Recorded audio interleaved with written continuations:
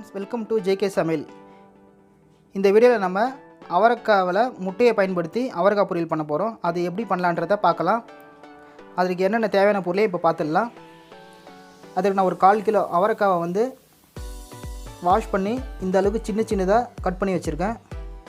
2 வெங்காயம், 3 முட்டை, 3 table spoon oil, கொஞ்சமாக கருவேப்பிலை, 1 ஸ்பூன் சில்லி பவுட்ரு, சால்ட்டு தேவைக்கேற்ப. இவ்வளோ தாங்க. இந்த சிம்பிளான பொருளை வச்சு நம்ம அவரைக்காவில் முட்டையை பயன்படுத்தி முட்டை பொரியல் பண்ண போகிறோம். அது எப்படி செய்யலான்றதை இப்போ பார்க்கலாம். வாங்க வீடியோக்குள்ளே போகலாம். இப்போ நம்ம கட் பண்ணி வச்சுருக்க அவரைக்காவை வந்து ஒரு 5 நிமிஷம் வந்து பேனில் தண்ணி ஊற்றி வேக வச்சு எடுத்துக்கலாம்.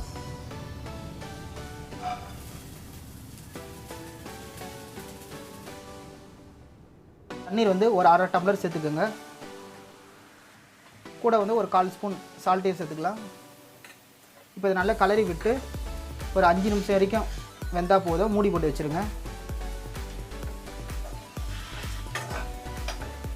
இப்போ 5 நிமிஷமாக நம்ம வேக வச்ச அவரைக்காய் வந்து நல்லா வெந்துடுச்சு. இப்போ இதை வேறு ஒரு பிளேட்டுக்கு மாற்றிக்கலாம்.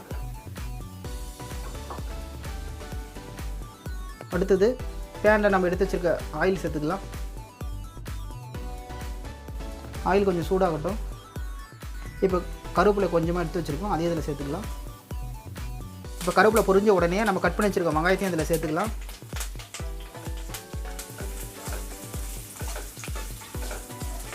வெங்காயம் வந்து 1 நிமிஷம் வரைக்கும் வதங்கட்டும். இப்போ கொஞ்சமாக சால்ட்டு சேர்த்துக்கலாம். சால்ட்டு கொஞ்சமாகவே சேர்த்துக்கோங்க. காய் வேக வைக்கும் போது நம்ம சால்ட்டு போட்டிருக்கோம். 1 நிமிஷம் வரைக்கும் வெங்காயம் நல்லா வதங்கிடுச்சு.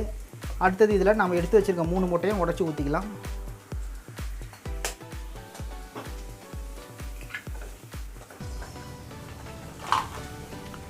முட்டையை வந்து வெங்காயத்தில் நல்லா கலரி விட்டுலாம். இந்த முட்டை வந்து முட்டை பொடி மாசு பதத்துக்கு வரட்டும். பாருங்கள், முட்டை வந்து நல்லா பொடி மாசு அளவுக்கு வந்துடுச்சு. இப்போ வந்து நம்ம எடுத்து வச்சுருக்க சில்லி பவுடரையும் சேர்த்துடலாம்.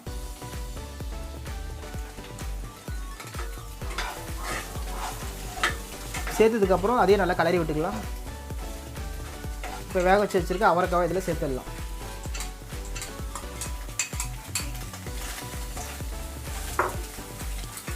இதையே நல்லா கலரி விட்டுக்கலாம்.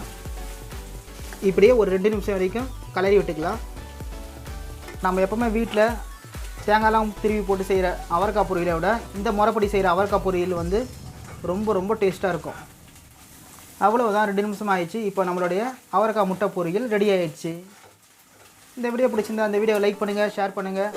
நம்ம ஜேகே சமையல் சேனலை இது வரைக்கும் நீங்கள் சப்ஸ்கிரைப் பண்ணலாம், மறக்காமல் சப்ஸ்கிரைப் பண்ணிக்கோங்க. மீண்டும் அடுத்த ஒரு வீடியோவில் சந்திப்போம். தேங்க்ஸ் ஃபார் வாட்சிங்.